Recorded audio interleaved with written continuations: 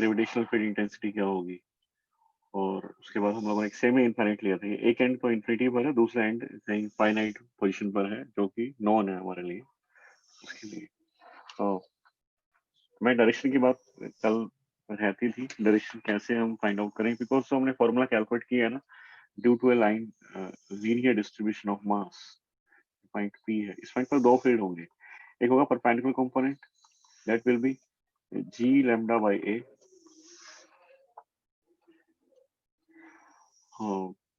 Sign alpha plus sine beta.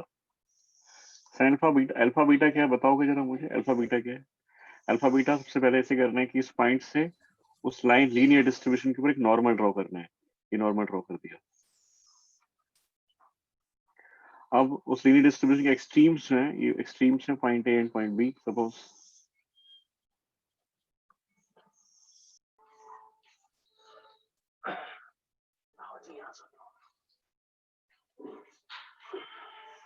हाँ जी, तो अल्फा बीटा क्या है? ये पॉइंट पी है, पॉइंट पी को ए से ज्वाइन करो, एक एक्सट्रीम ये एक्सट्रीम से ज्वाइन किया पॉइंट पी को, और ये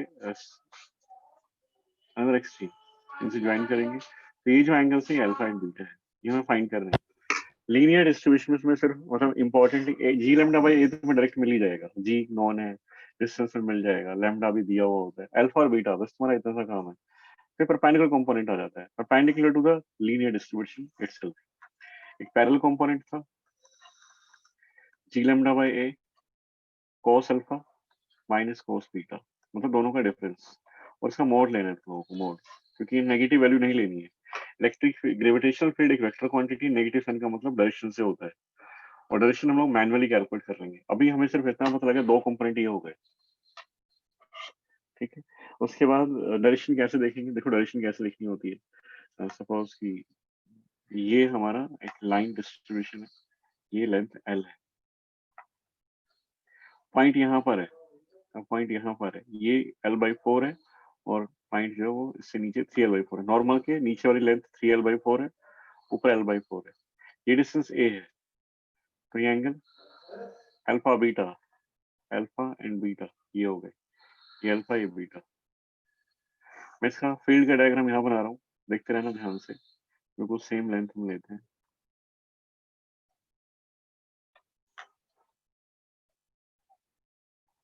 पॉइंट पी यहाँ पर है, तो यहाँ पर दो फील्ड बनेंगे, एक परपेंडिकुलर होगा, परपेंडिकुलर आएगा इधर, एक फील्ड ये आएगा E perpendicular.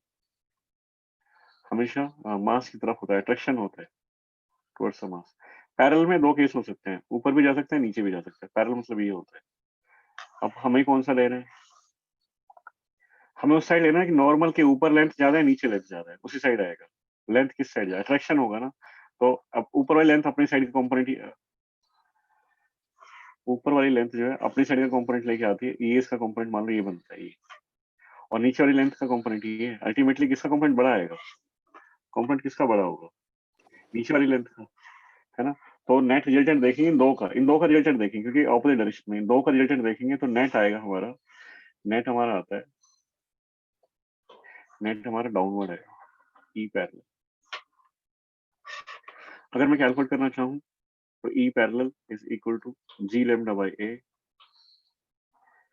Sign alpha. Alpha बता सकते हो यहाँ से कितना आएगा, तुम कैलकुलेट करके, साइन अल्फा, डेंसिटी इसकी लैम्डा है, अल्फा बता सकते हो कितना है अल्फा, साइन अल्फा।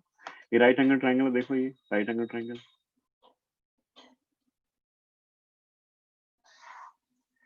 ये राइट एंगल ट्राइंगल है, तो इसमें अल्फा कितना होगा, साइन अल्फा इज परपेंडिकुलर और हाइपोटेन्यूज,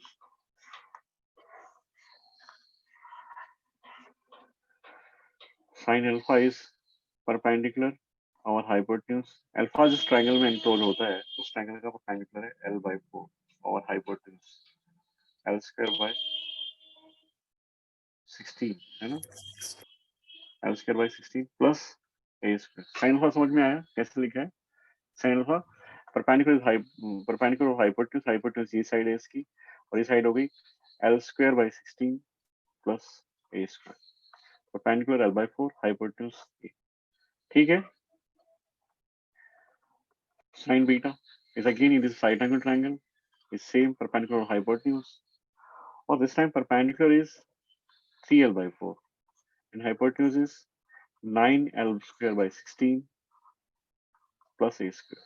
तो अल्फा और बीटा की वैल्यू तुम्हें कैलकुलेट करनी पड़ेगी गिवन पैरामीटर्स और सॉरी रिक्वायर्ड पैरामीटर्स और लेंथ अगर तुम्हें गिवन है ना तो अल्फा और बीटा तुम कैलकुलेट कर सकते हो या वैल्यूज पुट कर सकते हो। Sine alpha is l by 4 मैं इसका एलसीएम वगैरह ले लूँ ना यहाँ से 60 एलसीएम आएगा और 4 से 4 कैंसिल डायरेक्ट लिखता हूँ साइन अल्फा अगर तुम फर्दर कैलकुलेट करते हो तो ये आता है l by root of l square plus 4a square sorry 16a square 16a square ये अल्फा की वैल्यू है बीटा की वैल्यू होगी 16 यहाँ चला जाएगा बाहर 4 आएगा तो ऊपर हो गया 3l divide by root of 9l square plus 16a square ये अल्फा एंड बीटा है ये हमारा परपेंडिकुलर कंपोनेंट है पैरेलल नहीं है ये परपेंडिकुलर है और किस तरफ आए इस तरफ आ गए इसकी वैल्यू हमारे पास आ गई इसकी वैल्यू ऐसे ई पैरेलल भी लिखेंगे ई पैरेलल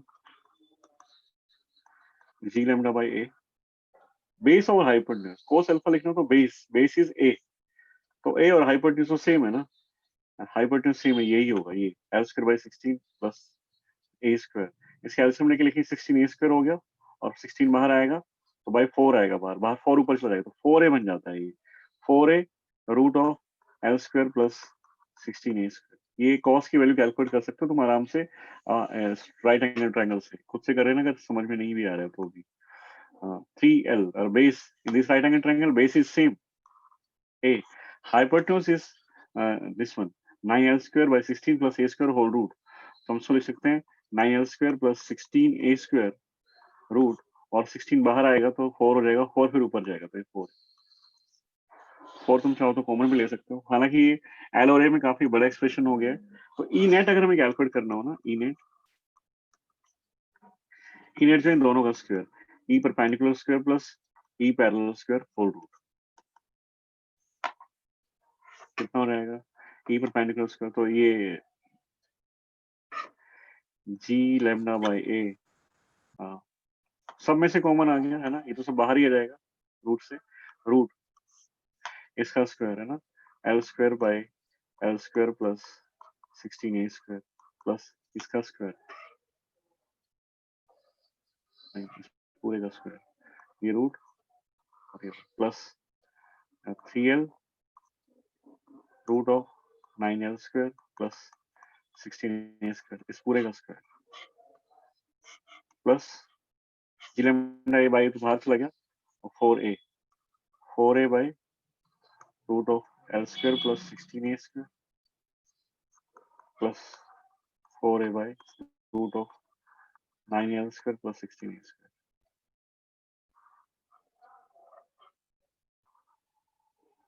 ये तुम्हारा आंसर है ये नेट आ गया है और आएगा किधर तुम्हें पता है कि ई परपेंडिकुलर और ई पैरेलल का हम को कंप्लीट करते हैं पैरेललोग्राम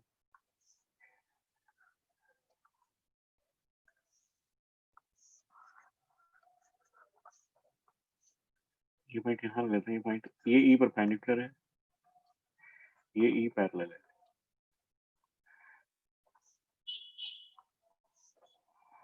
रिजल्टेंट आएगा पैरेललोग्राम कंप्लीट करेंगे इस तरह ये ई नेट है एंगल कहीं बताना हो तो तुम नॉर्मल जो ड्रॉ करोगे ना इससे एंगल बता सकते हो सपोज एंगल फाई है डायरेक्शन क्या होगी टेंजेंट फाई कभी कैलकुलेट करना पड़े तो perpendicular E parallel by E perpendicular और बेस जो है वो ई परपेंडिकुलर है और परपेंडिकुलर ई पैरेलल है बेस ई परपेंडिकुलर है तो इसकी वैल्यूज हम यहाँ पुट कर देंगे जो भी आएगा वो आंसर है तो फाई हम लिखेंगे tangent inverse E parallel by E perpendicular किसके साथ विद द नॉर्मल समझ में आया कैसे लिखनी है डायरेक्शन कैसे कैलकुलेट करनी है पता लगा क्या यस सर एक केस और डिस्कस करना चाहता हूँ मैंने कल दो तो कल बता दिए थे एक केस और है तो शायद तुम्हें कहीं मिल जाए जाने अनजाने के केस 4 पॉइंट मैंने कहा कि एक लीनियर डिस्ट्रीब्यूशन सपोज ये P Q is a linear distribution अब पॉइंट कहीं सामने अगर इसके हो तो हम कैलकुलेट कर लेते हैं तो पॉइंट यहाँ पर चला गया, इस मतलब इसके सामने पॉइंट, इसके सामने नहीं है लाइन के, कहीं यहाँ चला गया। तो इसको हमें ना एक्सटेंड करना पड़ेगा, अपनी लीनियर डिस्ट्रीब्यूशन को एक्सटेंड करते हैं। मास सिर्फ पी से क्यू के बीच में है और पॉइंट हमारा यहाँ चला गया इस बार, तो हमें क्या करना है, तो नॉर्मल ड्रॉ करते हैं, नॉर्मल ड्रॉ करते हैं एक्सट्रीम से, जो लाइन लीनियर डिस्ट्रीब्यूशन की जो एक्सट्रीम्स हैं उससे उस पॉइंट को ज्वाइन करेंगे। तो एक ज्वाइनिंग तो ये आती है हमारे पास, क्या आती है, ये है बीटा, सपोज ये बी से पी से मिलाया था, क्यू से मिलाया तो बीटा। और दूसरा दूसरा हमेशा ऊपर आता था अल्फा, अल्फा इधर आता था।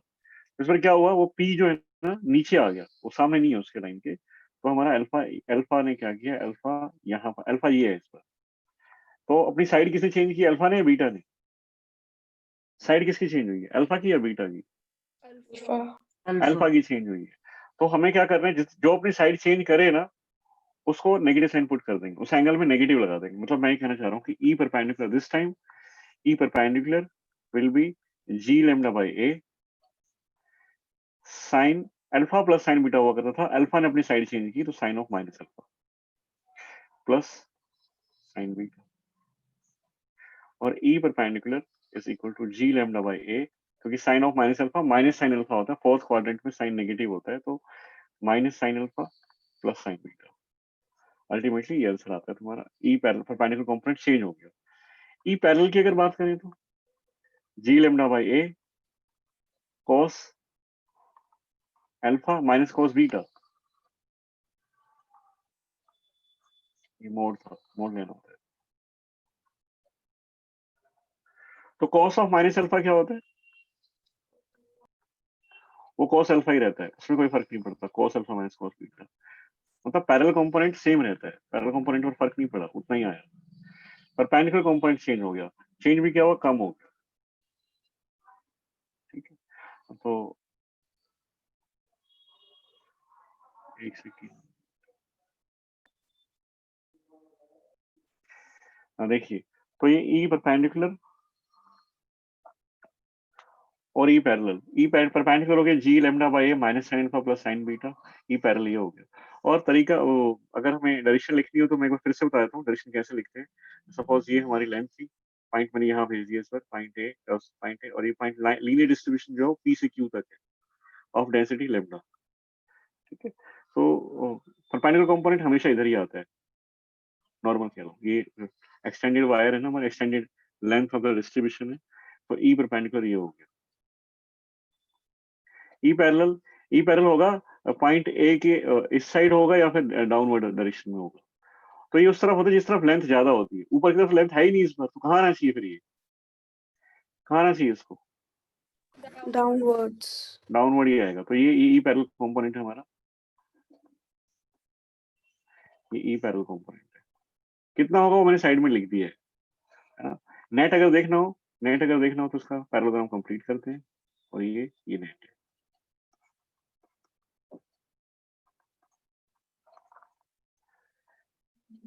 ठीक है, एक होमवर्क मैं तुम्हें देता हूँ, इसको इस ये एप्लीकेशन यूज नहीं करनी है, एंगल वगैरह यूज नहीं करना है, पूरा मतलब कैलकुलेट करना है इंटीग्रेशन करके कैसे आएगा ये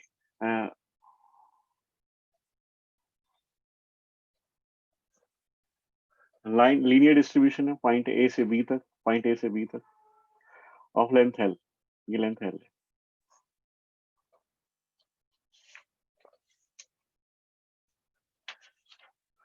एक पॉइंट है यहाँ पर, इसे लेंथ के अलोंग, मतलब साइड में नहीं है, सामने नहीं है, इसे साइड में भी नहीं है, लेंथ के एक्सटेंडेड लेंथ के ऊपर ही है वो, और पॉइंट यहाँ पर, पॉइंट अगर यहाँ चला गया तो तुम्हें बताना है कि इस पॉइंट पर फील्ड कितना होगा, पॉइंट पी सपोज ये है, gravitational field intensity at point P, calculate कर सकते हो ना इसको। और तुम्हें इस पॉइंट का डिस्टेंस दिया हुआ है, distance is the D from one and, ये डिस्टेंस जो है ना बी से, ये पॉइंट का डिस्टेंस डी, फिक्स डिस्टेंस है, तो तुम ये कैलकुलेट करके लाओगे कल। करना कैसे है, इस पॉइंट से थोड़ा आइडिया देता हूँ तुम लोगों को। ये पॉइंट से डी, पॉइंट पी, यहाँ पर बहुत सारे एलिमेंट हैं, वायर मतलब क्या, डिस्ट्रीब्यूशन मतलब क्या, बहुत सारे एलिमेंट, और हर एलिमेंट का डिस्टेंस क्या है, अलग अलग है। प्रॉब्लम सिर्फ इतनी सी है कि सब अलग अलग डिस्टेंस पर है, तो हमें ऑब्वियसली इंटीग्रेशन करना पड़ेगा। इंटीग्रेशन के लिए फंक्शन कैसे बनाओगे? पॉइंट P से x डिस्टेंस दूर आकर के एक एलिमेंट ले लो, ये एक एलिमेंट ले लिया, लेंथ कितनी होगी इसकी? X। इस लेंथ L, इसका मास m है भाई, mass of this distribution is m। तो dx से हम एलिमेंट का मास कैलकुलेट कर लेना, dm कितना आएगा, उस dm का फील्ड यहाँ लिख लेना, जो भी फील्ड आएगा। ध्यान रखना है एक ही वेरिएबल होना चाहिए, 2-3 वेरिएबल, वैसे तो यहाँ सिंपल सा फंक्शन बनेगा एक ही वेरिएबल का। कभी ऐसा हो जाए 2 या 3 वेरिएबल हो, तो फंक्शन के अंदर 2 या 3 वेरिएबल नहीं होने चाहिए, उनको एलिमिनेट करो, एक ही फंक्शन में एक ही वेरिएबल रखो, उसका इंटीग्रेशन कर दो, जहां से लिमिट्स में देखता है कि कौन वेरी कर रहा है, हमारा वेरिएबल कौन है। Himanshi Yadav, put your mic of.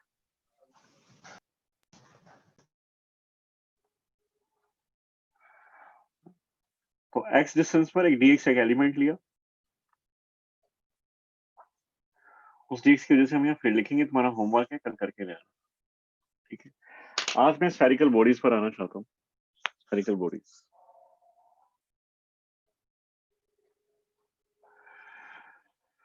Hollow and solid दोनों की बात करेंगे।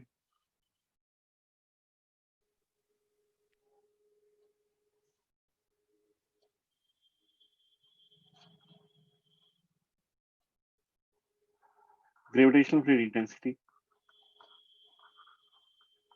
ड्यू टू hollow sphere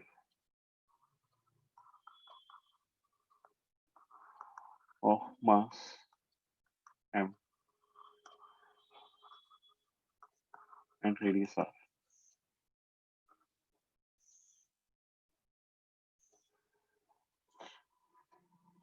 देखिए ये hollow sphere है,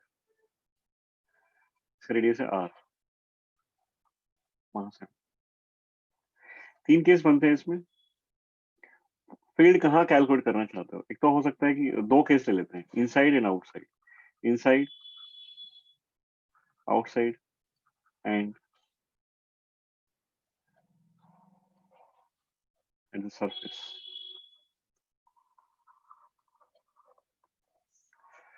तो एक पॉइंट यहाँ पर है, इनसाइड पॉइंट ये हो गया, आउटसाइड पॉइंट ये हो गया, और सरफेस ये हो गया, 3 पॉइंट हो गए, बस P1 P2 एंड P3। देखो सिमेट्रिकल बॉडीज है ना, सिमेट्रिकल बॉडीज कि सिमेट्रिकल किसी भी साइड से देख लो, स्फीयर को तुम कितना भी ओरिएंटेशन चेंज कर लो, स्फीयर हमेशा एक जैसा ही दिखाई देगा। तुम्हें एक स्फीयर रखा हुआ है, और अगर तुम्हें उसका थोड़ा सा उसको घुमा दे इधर उधर, या उसको उसकी ओरिएंटेशन चेंज भी कर दे, तो तुम बता नहीं पाओगे कि ये पहले की तरह ही रखा हुआ है, किसी ने ओरिएंटेशन चेंज कर दिया, जब तक कि उस पर कोई मार्क ना किया हो तुम लोगों ने, कोई उसका कोई ट्रेंड तुम्हें दिखाई ना दे कि इसके ऊपर ऐसा डिजाइन यहाँ था, दूसरा डिजाइन आ गया। सपोज बिल्कुल कोई बिल्कुल प्लेन सरफेस है, कोई उसके ऊपर मार्क नहीं है, उसको तुम रोटेट करके अगर घुमा के रख दोगे ना, तो वो हमेशा वैसे ही दिखाई देता है, तुम्हें कहीं पता नहीं लगेगा, तो उसको बोलते हैं ये सिमेट्रिकल है हर तरफ से। सिमेट्रिकल बॉडी के केस में हम क्या कर सकते हैं, वैसे तो इसको इंटीग्रेशन से भी कर सकते हैं, पर हम यहाँ पर एक ट्रिक यूज कर लेंगे, उससे जल्दी सोल्व हो जाएगा। सपोज पहले मैं इनसाइड के लिए कैलकुलेट करना चाहता हूँ, इनसाइड ये स्फीयर है,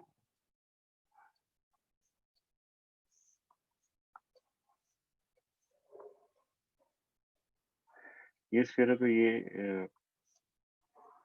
एक स्फीयर है, पॉइंट ये सेंटर हो गया, ये रेडियस है, यहाँ पर पॉइंट है, ये पॉइंट है P, यहाँ तुम्हें कैलकुलेट करना है। तुम्हें क्या करना है, तुम यहाँ कैलकुलेट करना चाहते हो ना, तो यहाँ से इस पॉइंट से सिमेट्रिकल सरफेस, मतलब एक जैसे ही बॉडी है ना वैसे ही एक सरफेस पास कर दो, जैसे ही बॉडी है वैसे ही सरफेस पास कर दो, ठीक है, ऑफ रेडियस जितना भी डिस्टेंस है इसका, पॉइंट P से एक सरफेस पास कर दी, पॉइंट P जो है हमारा सरफेस के ऊपर, तो जहां भी पॉइंट था ना, पॉइंट यहाँ तुम्हें फील्ड चाहिए था, तो पॉइंट P यहाँ पर था, इसका डिस्टेंस कुछ तो होगा ही R, इसका मास है m, और मास का डिस्ट्रीब्यूशन देख रहे हो कहां पर है, मास का डिस्ट्रीब्यूशन कहां पर है,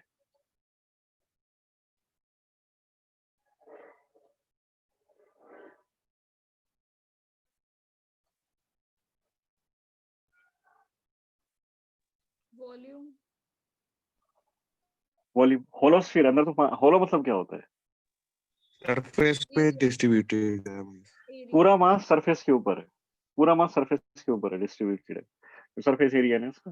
तो जो अंदर एक और सरफेस मैंने एक और मतलब ये जो अंदर रेड कलर से तुम्हें दिखाई दे रही है ना एक बाउंड्री, ये भी एक स्फेरिकल सरफेस, जैसे एक बड़ी बॉल होती है उसमें एक छोटी बॉल फिट कर दी मैंने, ठीक है ना, ये छोटी बॉल इमेजिनरी बॉल है, इमेजिनरी बॉल है ना। तो मैं मेरा क्वेश्चन ये है, मास एनक्लोज्ड इन इमेजिनरी सरफेस, बताओगे कितना होगा।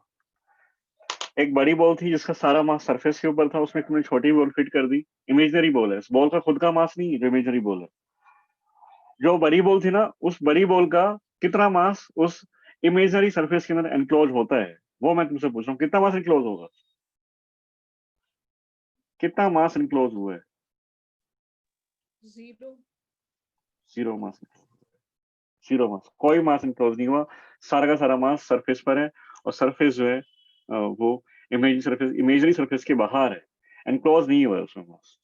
तो हमें पॉइंट पी पर फील्ड लिखना हो तो अपना सेम फॉर्मूला है, G M by R square, G M, M कितना, एम एनक्लोज मास मुझे यहाँ लिखना है, एम एनक्लोज्ड बाय डिस्टेंस का स्क्वायर, पॉइंट पी जो है वो स्फेरिकल बॉडी के केस में डिस्टेंस हमेशा सेंटर से लिखेंगे, तो G M by R square.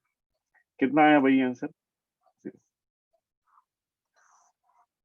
क्योंकि एम एनक्लोज जीरो है ना, एम एनक्लोज तुमने बताया कि मुझे जीरो है, एम एनक्लोज इज जीरो, तो gravitational free intensity at point P is zero, ठीक है।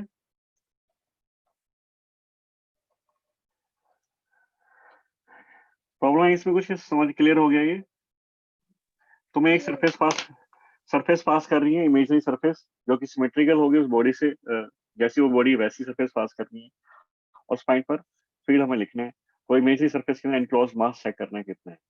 अब सपोज पॉइंट बाहर होता तो, बाहर होता तो, आउटसाइड की हम बात करें तो, आउटसाइड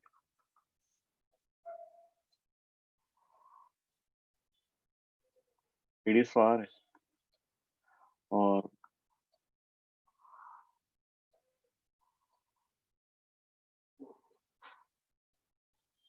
पॉइंट जो बाहर चला गया, पॉइंट यहाँ पर है, इस पर पॉइंट यहाँ है, इस पॉइंट का डिस्टेंस जो है वो ये है,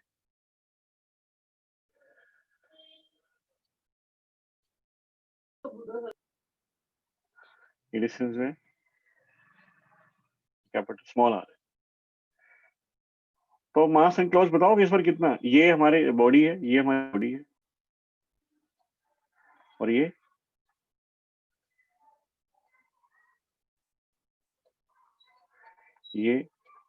जिस पॉइंट पर तुम्हें फील्ड चाहिए वहां से एक इमेजिनरी सरफेस पास करो, कर ली ना इमेजिनरी सरफेस, ये रेड कलर की इमेजिनरी सरफेस है। इस बार इमेजिनरी सरफेस में मास एनक्लोज कितना हुआ है कि नहीं हुआ है इस बार, Who is कितना मास एनक्लोज हुआ है इस बार, mass of sphere? Mass of sphere that is capital M. तो पॉइंट पी पर फील्ड लिखेंगे, G E at point P, G M by R square, M enclose लिख देते हैं इसको, M enclosed, this time G M by R square.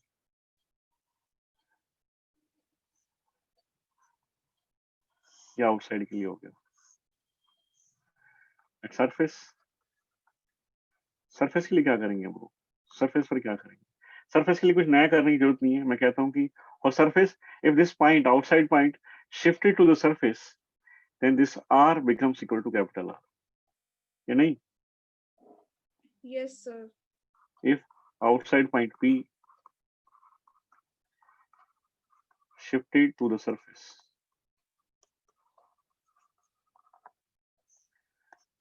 so r becomes equal to r, then E at surface is equal to g m by r square,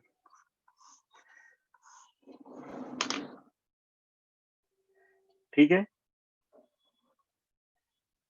Yes, sir. अच्छा याद रखना, ये चीज तुम भूलना मत, मैंने तुम्हें बताई थी कि gravitational free intensity due to any planet और स्टार इज नोन एज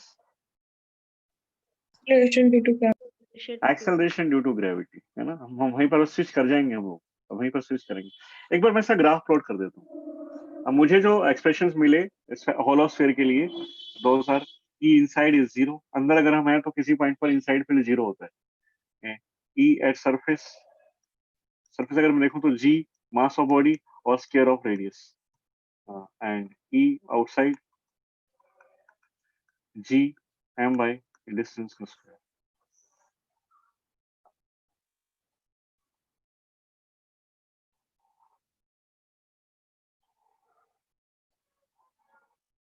ठीक है ना? मैं इसका E वर्सेस R डिस्टेंस के साथ ग्रेविटेशनल फील्ड इंटेंसिटी का वेरिएशन कैसा होता है मैं ऐसे ड्रॉ करना चाहता हूँ।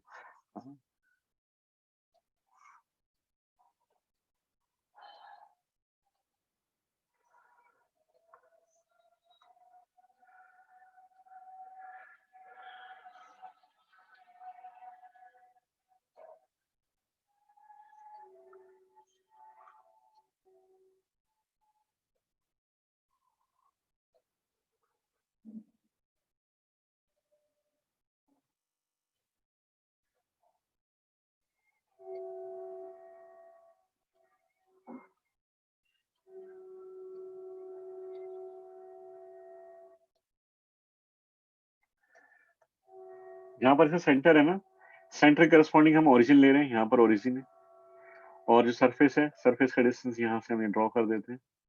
ये सरफेस वाला पॉइंट है, ये सरफेस, ये सारे पॉइंट आउटसाइड पॉइंट हैं, और ये सर और सेंटर से और सरफेस तक ये इनसाइड पॉइंट है सारे। ये आर इधर वेरी करेगा और इंटेंसिटी इस तरफ, तो सेंटर से लेके सरफेस तक, यहाँ से यहाँ सेंटर से सरफेस तक, ये इन सारे पॉइंट्स पर, ये सारे पॉइंट्स हम मानेंगे सेंटर सरफेस तक। सारे पॉइंट्स क्या बोलेंगे उनको, इनसाइड आउटसाइड या सरफेस, कौन सा केस है वो, सेंटर से लेके सरफेस तक, Inside. inside at any point due to hollow sphere gravitational field intensity is 0। तो सेंटर से सरफेस तक ग्राफ 0 रहेगा, आर से इंक्रीज करेगा पर ग्रेविटेशनल फील्ड इंटेंसिटी 0 रहती है। जैसे हम सरफेस पर पहुंचते हैं, फील्ड एकदम से वैल्यू अटेन करता है कुछ gm/r²। तो जैसे सरफेस पर पहुंचे तो फील्ड यहाँ पहुंच गया gm/r²। ये इस सरफेस के ऊपर फील्ड की वैल्यू आ जाती है, this is E at surface is equal to gm/r²। और जैसे सरफेस से बाहर निकलते हो तुम, इधर राइट साइड में अगर आगे बढ़ोगे राइट साइड में, तो सारे आउटसाइड पॉइंट है। आउटसाइड पॉइंट के लिए हम देख रहे हैं कि ई जो है वो जी और एम तो कांस्टेंट है, आर इंक्रीज करता रहेगा, आर इज वेरिएबल। जैसे जैसे दूर जाओगे आर की वैल्यू इंक्रीज करती रहेगी, इसका मतलब ई जो है वो डिक्रीज होता रहेगा। और ये इनवर्सली प्रोपोर्शनल है, और इनवर्स फंक्शन है, ग्राफ फंक्शन बताया हुआ एक ही ग्राफ बनता है इनवर्स फंक्शन का हमेशा, पावर कुछ भी हो, स्ट्रिपनेस चेंज होती रहती है। ग्राफ कैसा बनेगा बताओ जरा मुझे, कैसे ग्राफ है? अगर आर की वैल्यू इन्फिनिटी हो जाए तो ई 0 हो जाएगा, इन्फिनिटी पर जाके आर 0 ई 0 होता है, इन्फिनिटी पर जाकर के ई 0। तो तब तक के लिए हम लोग ग्राफ ये प्लॉट करते हैं, यहाँ से ग्राफ ऐसे डिक्रीज करेगा, और इन्फिनिटी पर जाके 0 करना है, मतलब पैरेलल करके छोड़ दो उसको। एक बार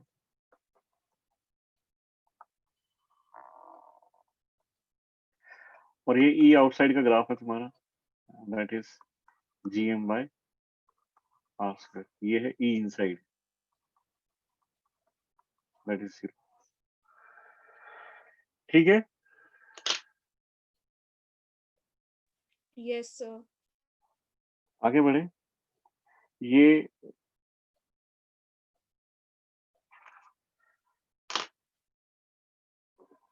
जो है होलो स्फीयर था, मैं आगे आना चाहता हूँ। Gravitational field intensity due to a solid sphere of mass m and radius r।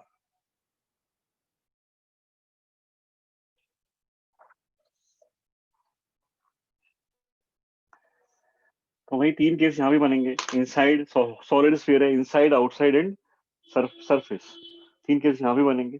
और तीनों केस में केस कैलकुलेशन का तरीका वही है कि इमेजनरी सिमेट्रिकल इमेजनरी सरफेस पास करेंगे, और उस इमेजनरी सरफेस में मास एनक्लोज चेक करेंगे कितना मास एनक्लोज हुआ है, और उस मास एनक्लोज करने के बाद हम लोग फिर इंटेंसिटी लिख देंगे। तो हम क्या करते हैं, एक स्फीयर लेते हैं, पहले मैं इनसाइड का केस लेता हूँ डायरेक्ट, तब तुम्हें पता ही है क्या करना चाहते हैं वो। ये एक अर्थ है, सपोज अर्थ, सॉरी सॉलिड स्फीयर है of radius r, a point is somewhere inside point p at a distance r। तो पहले मैं एक सरफेस ड्रॉ कर देता हूँ, एक इमेजरी सरफेस हम पास करते हैं, पॉइंट पी साइड कहीं यहाँ पर है, तो मैं उस पॉइंट से एक इमेजरी सरफेस पास करता हूँ, ये। और पॉइंट, इस पॉइंट पी का डिस्टेंस कुछ तो होगा ही, पॉइंट पी जो यहाँ लाई करता था, ये पॉइंट पी जहाँ तुम्हें चाहिए था, ये डिस्टेंस आ रहा है। इस बार बताओ कि मास एनक्लोज कितना हुआ है, इस बार तुम्हारा टास्क अलग है ना। मास एनक्लोज इस बार 0 नहीं होगा, बिकॉज इस बार तो मास का डिस्ट्रीब्यूशन कौन सा है, इस बार मास का डिस्ट्रीब्यूशन वॉल्यूम। वॉल्यूम डिस्ट्रीब्यूशन है। अगर वॉल्यूम डिस्ट्रीब्यूशन है तो मास एनक्लोज हुआ होगा, मास एनक्लोज हुआ होगा। कितना मास एनक्लोज हुआ है बता सकते हो, तुम लोग बता सकते हो कितना मास एनक्लोज हुआ है?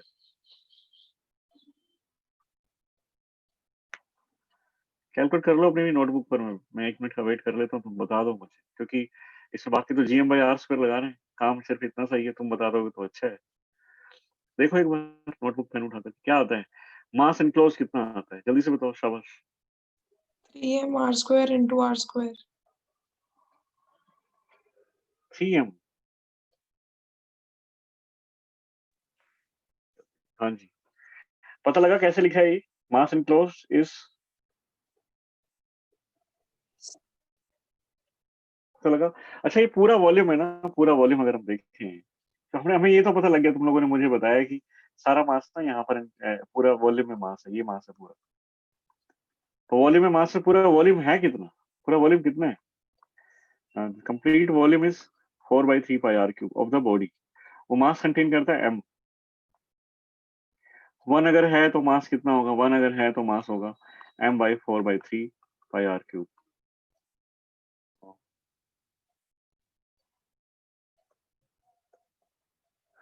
तो हमारी जो इमेजरी सरफेस है, हमारी जो इमेजरी सरफेस है उसका वॉल्यूम बताओगे कितना है? हमारी जो इमेजरी सरफेस है उसका वॉल्यूम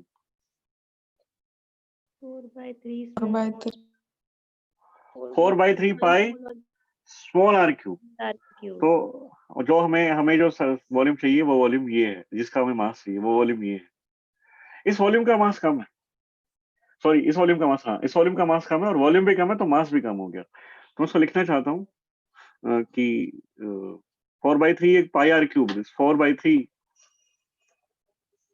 4/3 πr³ अगर वॉल्यूम है तो मास m है, 1 अगर वॉल्यूम है तो मास है m/4/3 πr³। और वॉल्यूम अगर 4/3 पाई स्मॉल r³ है तो मास कितना है, इंटू 4/3 पाई r³। तो 4/3 पाई से 4/3 पाई कैंसिल हो गया, तो यहाँ पर मास बच जाता है, mass enclose is equal to m/r³/r³।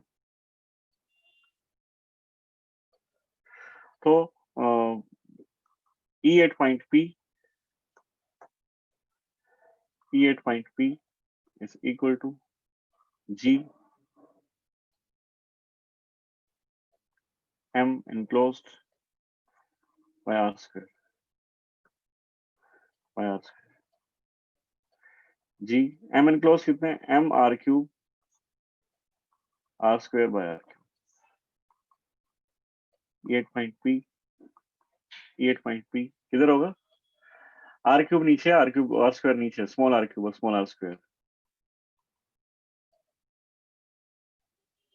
1 minute रुकना, क्या हो गया?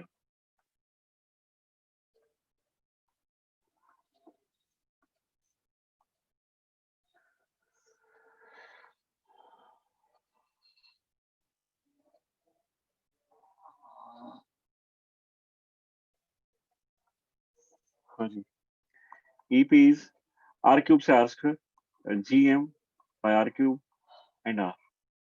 G ग्रेविटेशनल कांस्टेंट है, कांस्टेंट ही है ये तो।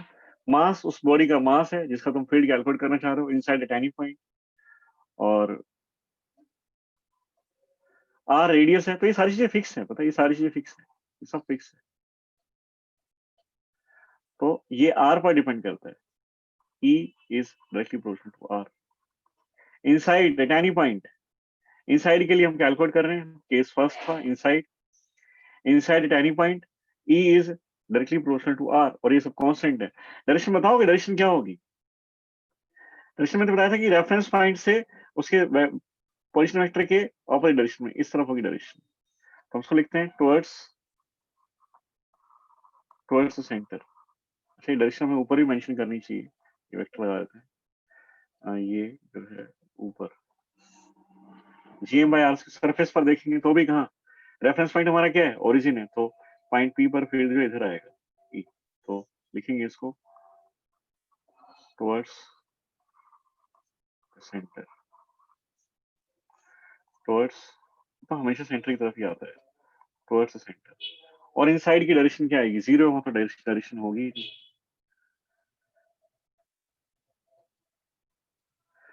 तो ये इनसाइड का केस था।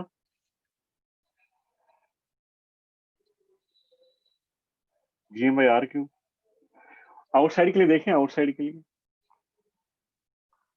केस सेकंड, आउटसाइड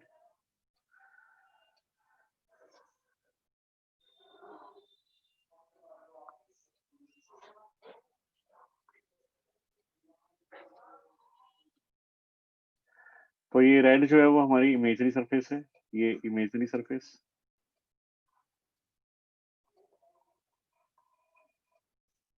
ये बॉडी है हमारी of radius r, mass m, point यहाँ पर है एट ए डिस्टेंस r। इस बार थोड़ा सिंपल है, इसका मतलब ये हुआ मास इनक्लोज्ड, मास इनक्लोज्ड कितना होगा, मास इनक्लोज्ड Capital M. कैपिटल, तो E एट पॉइंट P, तो G mass enclosed is capital M bye distance का स्क्वायर, और R यहाँ पर कांस्टेंट है कि वेरिएबल है, और for different different points outside the body, Variable. और सॉरी ये पॉइंट P जो है ना यहाँ पर नहीं है, ये P कहाँ पर है, P कहाँ पर है, ये सरफेस जो पास करते हैं ना imaginary वो surface. इमेज सरफेस के ऊपर होता है, ये सरफेस जो पास करते हैं हम यहाँ से करते हैं, तो ये इसके आउटसाइड पॉइंट है, इस बॉडी के आउटसाइड पॉइंट है, पॉइंट P यहाँ पर है, तो इसके ऊपर फील्ड की डायरेक्शन क्या होगी, same towards the centre of earth. तो सिंपल है ना, ये सिंपल है कंपैरेटिवली, है towards the centre.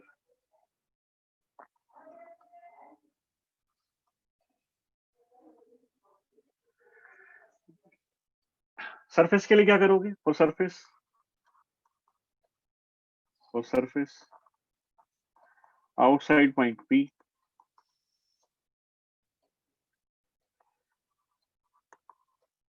shifted to the surface and R becomes equal to R. E at surface is equal to GM by R square, and still same, direction is still same, that is towards the center of Earth.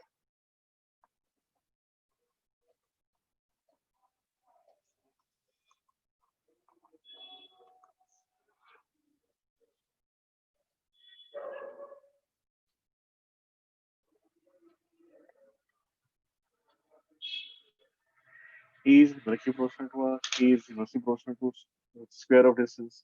Inside outside का relation अलग आ गया, बस फिर भी इसका भी graph plot कर लेते हैं, इसका भी ग्राफ प्लॉट कर लेते हैं।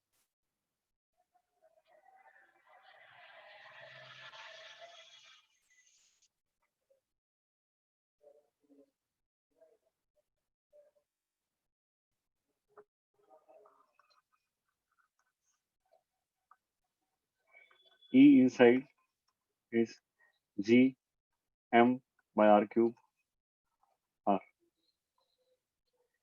E surface is equal to GM by square of radius.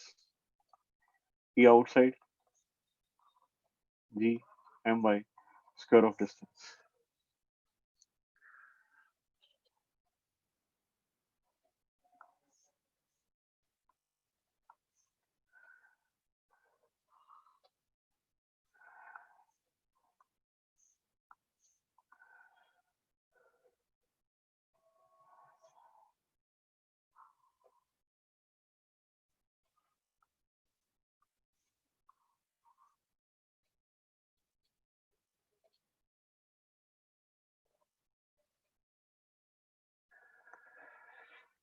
Centre जो है उससे करस्पॉन्डिंग हमने पॉइंट लिया ओरिजिन, सरफेस से करस्पॉन्डिंग पॉइंट ये आता है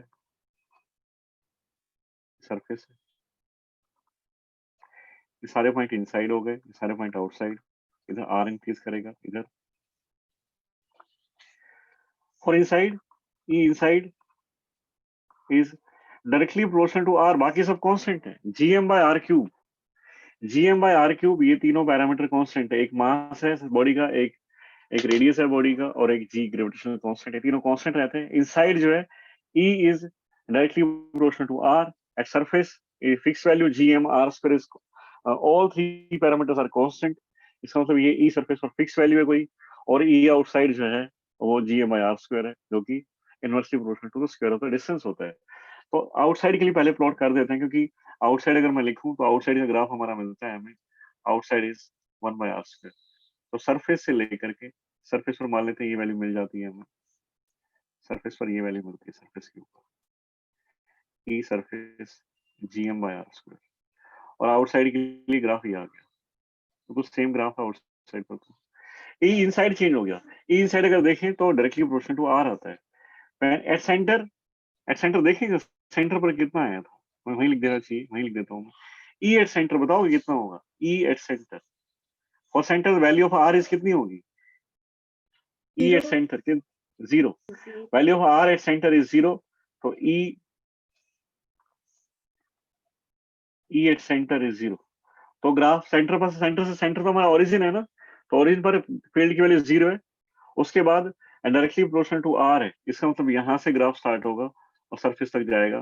कैसा ग्राफ बनेगा ये, स्ट्रेट लाइन, कर्व, और जो भी कुछ बनेगा, पैराबोला, जो भी तुम्हें कुछ लगता है, हाइपरबोला, क्या लगता है ये, Straight line. Straight line from centre to surface, straight line from centre to surface, ये तुम्हारा ग्राफ, ठीक है। मैं एक बार इसकी टेबल बना देता हूँ, है ना, क्योंकि हमें यूज करना है अर्थ के लिए। अब मैं मेरे हिसाब से मैं सारी बॉडीज पढ़ा दी हैं, अब जो भी कुछ हो मैं इनको यूज करके थोड़ा मैनिपुलेट करता रहूंगा चीजें और कैलकुलेट करता रहूंगा। तो मैं एक बार इलेक्ट्रिक फील्ड इंटेंसिटी लिखना चाहता हूँ, electric field intensity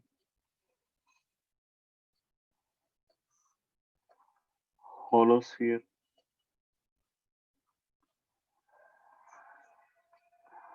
solid sphere. Direction mention नहीं कर रहा हूँ, डायरेक्शन तो हमें पता है कि सबकी एक ही तरफ होती है।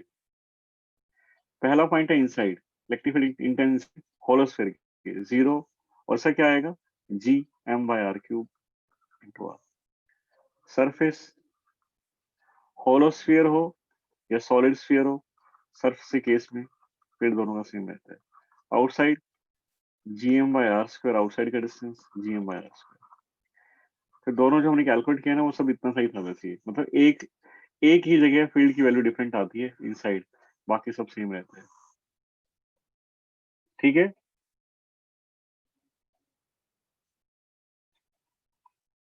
क्लियर है Yes. यहाँ तक। अगर अब हम अपने आते हैं प्लैनेट्स के ऊपर आते हैं, अर्थ की बात करें, अर्थ का एक्सेलरेशन ड्यू टू ग्रेविटी क्या होगी। ये जो मैंने क्या कैलकुलेट किया ना, होलो स्फीयर सॉलिड स्फीयर, तो यहाँ पर हम पहले भी मैंने बताया है कि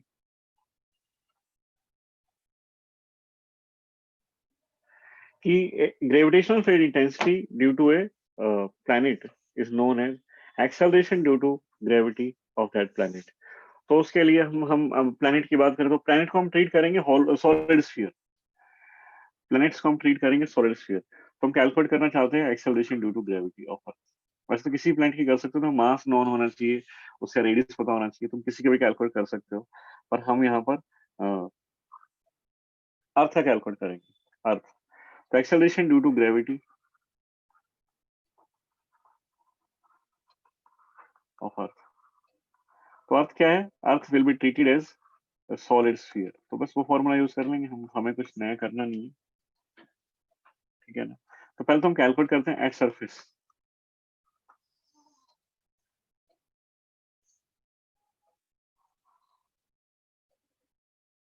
पॉइंट भी यहाँ पर है सरफेस पर, radius of earth, mass of earth,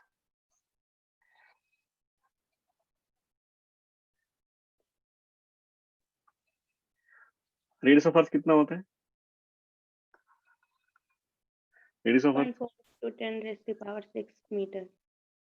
6.4 into 10 power 6 metre. Mass of earth कितना होता है? 5.972 into 10 raised to power 24 kg. 5.972 into 10 power minus 24 kilogram. ये नॉन पैरामीटर्स हैं, इनकी हेल्प से हम लोग ग्रेविटेशनल फील्ड इंटेंसिटी। 4 कैसे हो सकता है? क्या?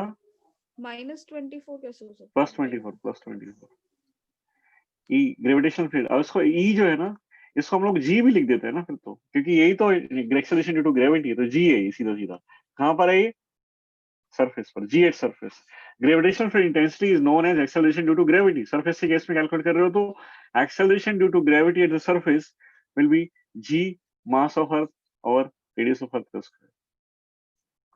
जी की वैल्यू कितनी है बताओ? जी gravitation constant 6.67 into 10 raised to power minus 11.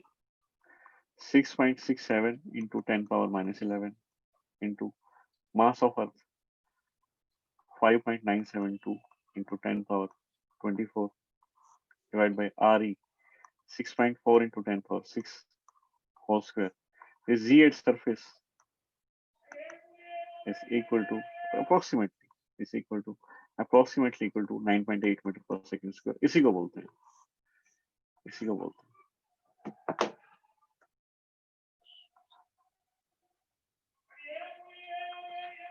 ठीक है। आगे चले। आउटसाइड, और आउटसाइड के लिए हम बोलते हैं at some height h, at some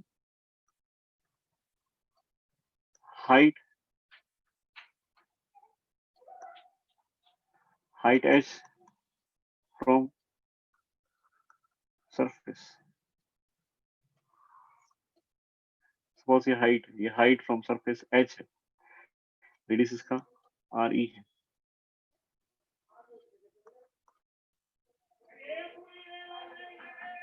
point P, E at point P, और acceleration due to gravity of earth at height h from the surface will be equal to, क्या बताओगे क्या होगा? आउटसाइड का फॉर्मूला यूज कर लो, क्या होगा?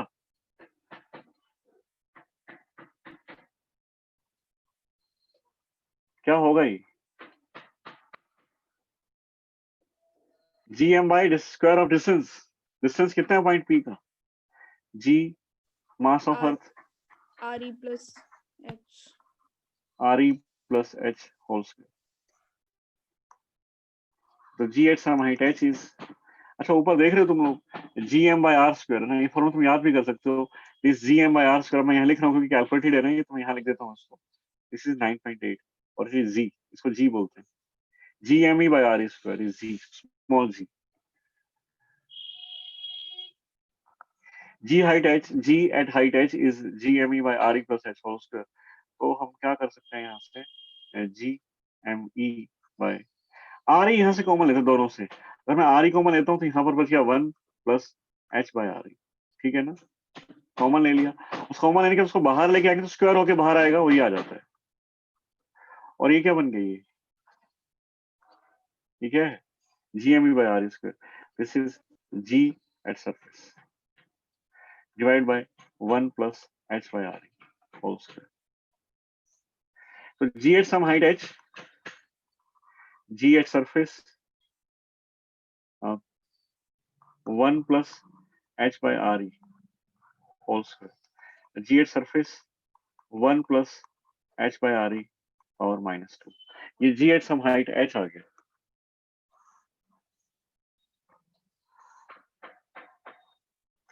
g at some height h,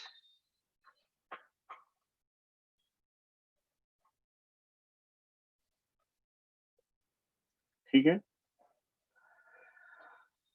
If h is, देखो h अर्थ में पता है ना, अर्थ में पता है re is 6.4 into 10 power minus plus 6 metre, 6400 kilometre.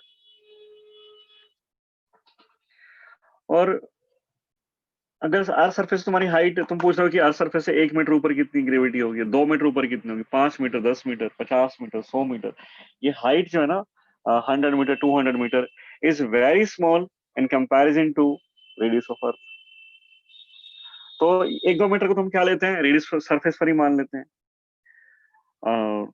Suppose तुम्हारा हाइट जो है वो 1 किलोमीटर 2 किलोमीटर है, तो भी हम उसको सरफेस पर तो नहीं लेते हैं, उसको हम क्या कर लेते हैं, if h is very less than r, 1-2 kilometre height है, 2 किलोमीटर 5 किलोमीटर अगर हाइट है, तो हाइट तो कम नहीं है, पर वो हाइट जो है r के कंपैरिजन में बहुत कम है, क्योंकि r of surface sorry earth radius of earth is 6400 kilometre, in comparison to 6400 kilometer,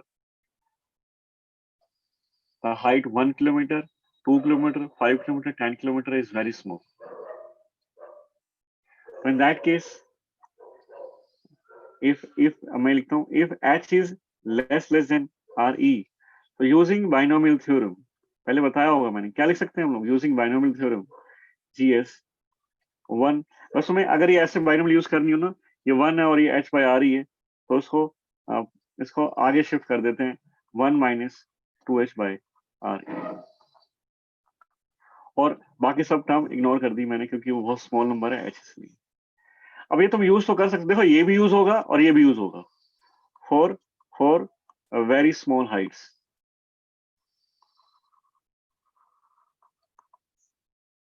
और ये क्या है, ये क्या है, और ये तो फॉर्मूला तुम्हारा है ही। अपने कोई कहे कि h height of point from the surface is 800 kilometre, अगर ऐसा हो जाए 1600 किलोमीटर, तो वो स्मॉल हाइट नहीं है, उसके केस में तुम h बहुत स्मॉल नहीं है r के कंपैरिजन में, तो उस केस में तुम्हें ये फॉर्मूला यूज करना पड़ेगा। मतलब मैं ये नहीं कह रहा हूँ कि ये यूज नहीं करोगे, ये भी यूज करोगे और ये भी यूज करोगे, और बस देख लेना कब कौन सा यूज करना है। बच्चे इसी को याद करते हैं, तुम इसी को याद करते हो, ऐसा नहीं कर रहा हूँ इसको याद नहीं करना है, ये भी याद होना चाहिए 1 + h by re whole power -2, और इस -2 को आगे लगा देते हैं अगर h की वैल्यू बहुत कम है तो 1 किलोमीटर 2 किलोमीटर 5 किलोमीटर 10 किलोमीटर ये सब है तो ठीक है। इसके बाद आते हैं हम इसके बाद आते हैं इनसाइड का केस था। इनसाइड के केस हम कैसे डिस्कस करते हैं यहाँ पर, इनसाइड केस में eight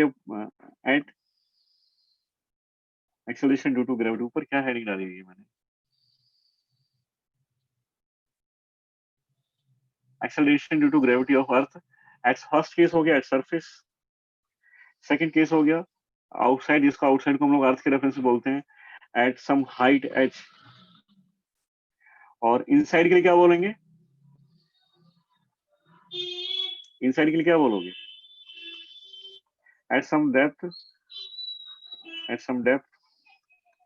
d from the surface अर्थ।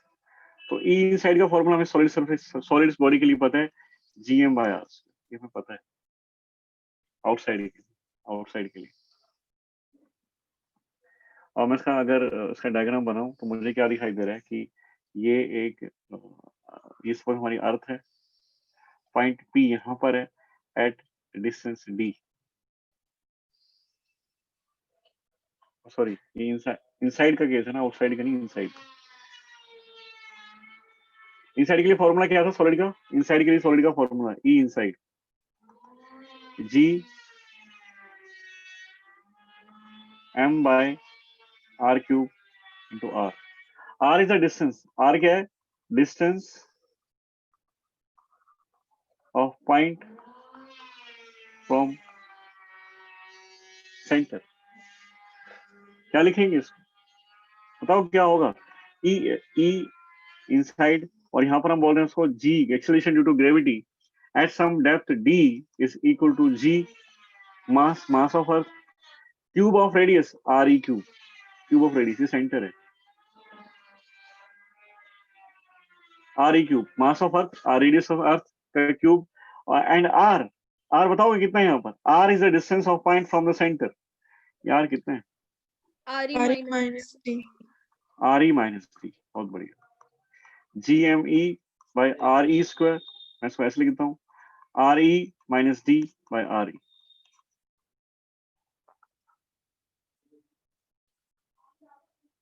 ठीक है ना, तो ये क्या बन गया, ये क्या यही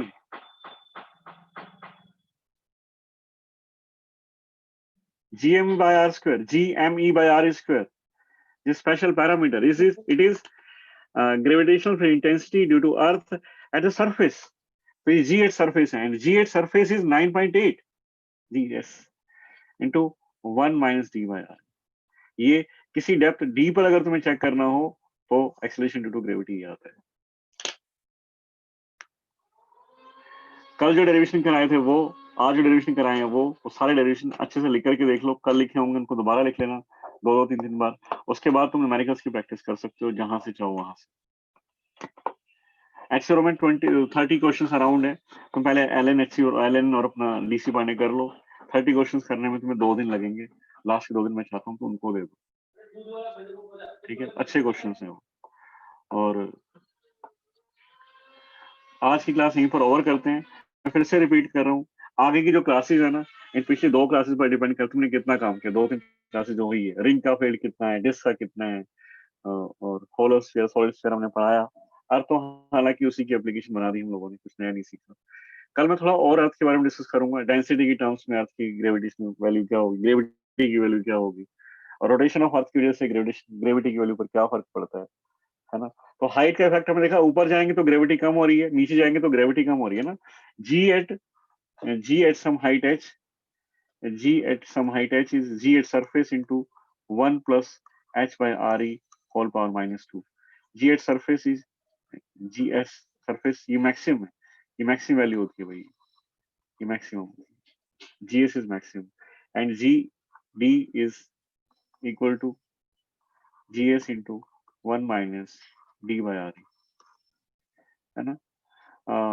मैं क्वेश्चन तुम्हें यहाँ लिख देता हूँ. क्वेश्चन तुम करना कैलकुलेट क्या आएगा.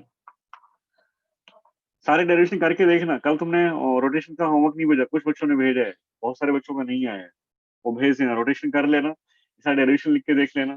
और आज अपनी देखना हो तुमने कितने डीसी पॉइंट एलन से ग्रेविटेशन ट्राई करना स्टार्ट कर दो.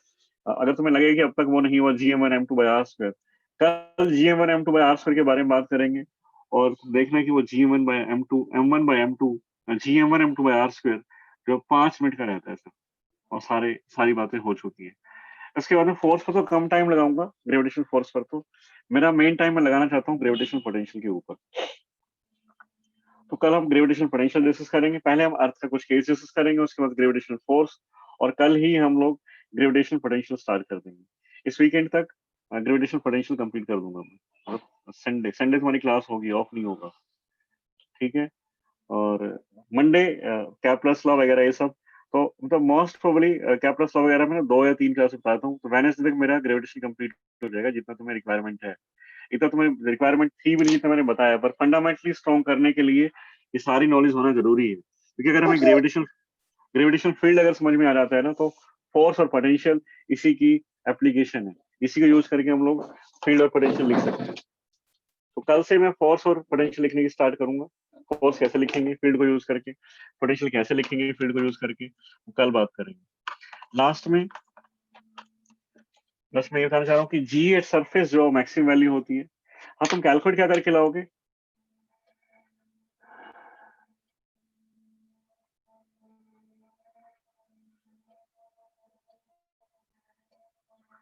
Relation between the point at some relation between the distance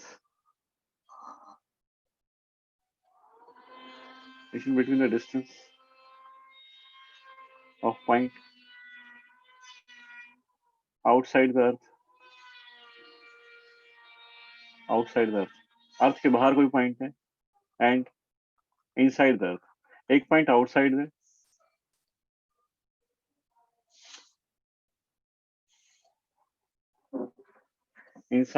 outside the earth and inside the earth, where,